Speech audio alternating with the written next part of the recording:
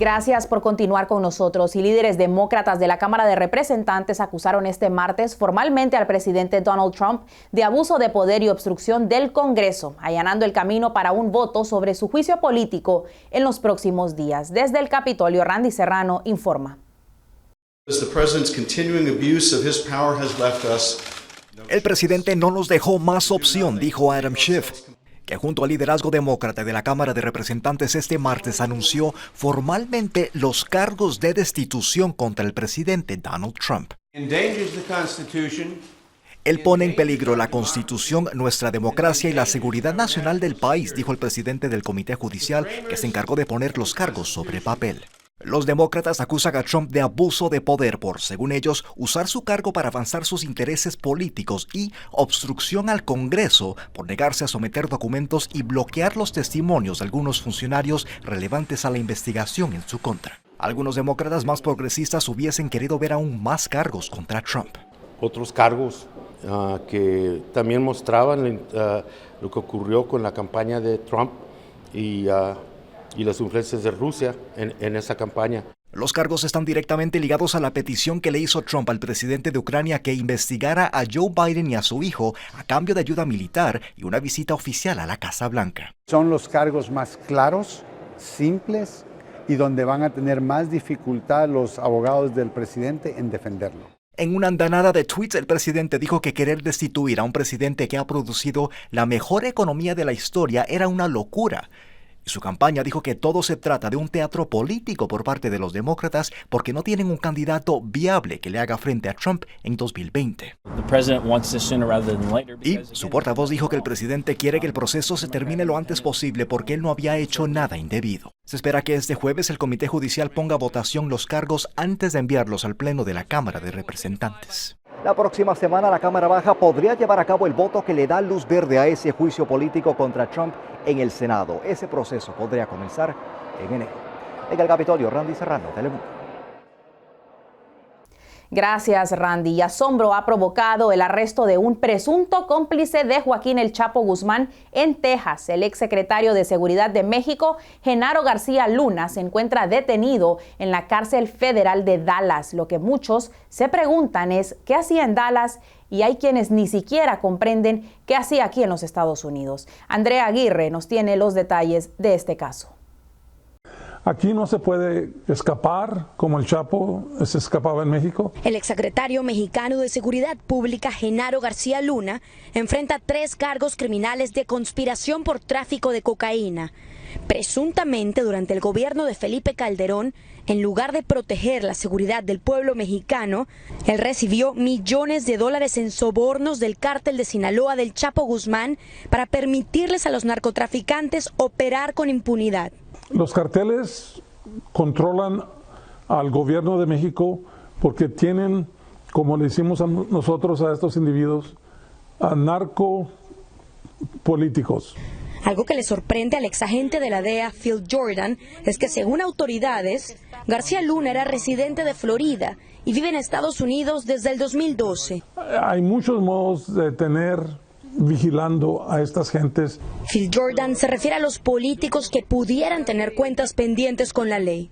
García Luna además enfrenta un cargo criminal por hacer falsos testimonios, ya que presuntamente el año pasado mintió en su solicitud de ciudadanía americana en cuanto a su relación con el cártel de Sinaloa. Según el Departamento de Justicia, ayer fue acusado formalmente en una corte de Nueva York y agentes federales lo arrestaron en Dallas.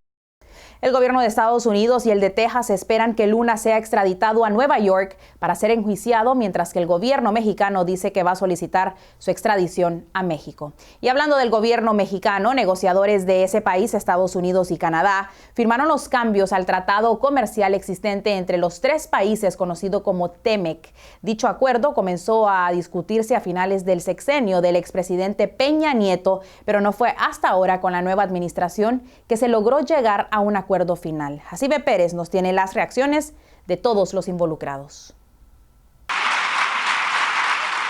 Con aplausos y sonrisas quedó sellado el protocolo modificatorio del Tratado Comercial entre México, Estados Unidos y Canadá.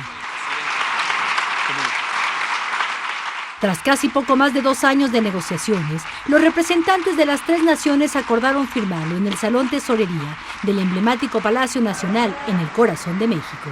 Este es un gran acuerdo económico, comercial, político para fortalecer a nuestras 3 naciones. El presidente de este país fungió como testigo de honor del compromiso adquirido, el cual, coincidieron todas las partes, es de grandes dimensiones. Logramos un acuerdo para ganar a fin de otorgarle estabilidad a los trabajadores de nuestros 3 países. La viceprimer ministro de Canadá calificó el tratado de progresista y positivo, mientras el representante comercial de Estados Unidos aseguró que es el mejor acuerdo comercial de la historia y aprovechó su discurso para transmitirle a López Obrador el mensaje de su homólogo Donald Trump.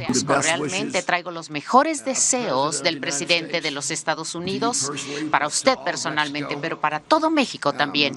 En representación de México, el canciller fue breve y conciso. Y lo único que le decimos es, el día de hoy, misión cumplida. Ahora el documento pasará a la siguiente fase. Luego de esta firma, los legisladores de cada país tendrán que aprobar el contenido del tratado. En el caso de México, el presidente adelantó que los senadores ya están totalmente de acuerdo con él. Y así lo confirmó el coordinador de los senadores, que tienen la mayoría y representan al partido en el poder. Saludamos este esfuerzo de los 3 países. Si todo sigue como lo han planeado, el Tratado de Comercio entrará en vigor los primeros días del 2020. En México, Jacibe Pérez, Telemundo. Gracias, Jacibe. De esta forma pasamos a un resumen de las principales noticias de Centro y Suramérica.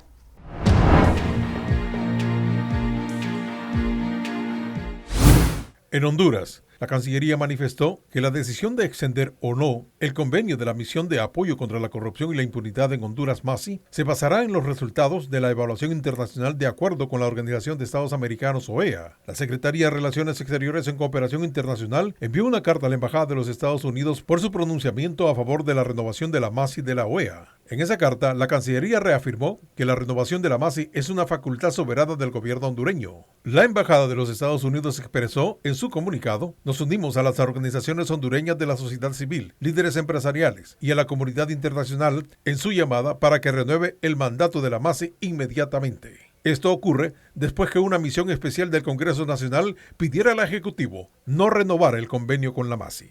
En Nicaragua, organizaciones de los derechos humanos de Nicaragua acusaron al gobierno de Daniel Ortega de cometer violaciones sistemáticas a las libertades fundamentales con base a más de 2.500 denuncias de personas que este año reportaron persecución, amenazas, arrestos y asesinatos atribuidos a policías y paramilitares. Los derechos humanos además conoció 16 casos de asesinatos selectivos y 15 desapariciones de ciudadanos en este periodo.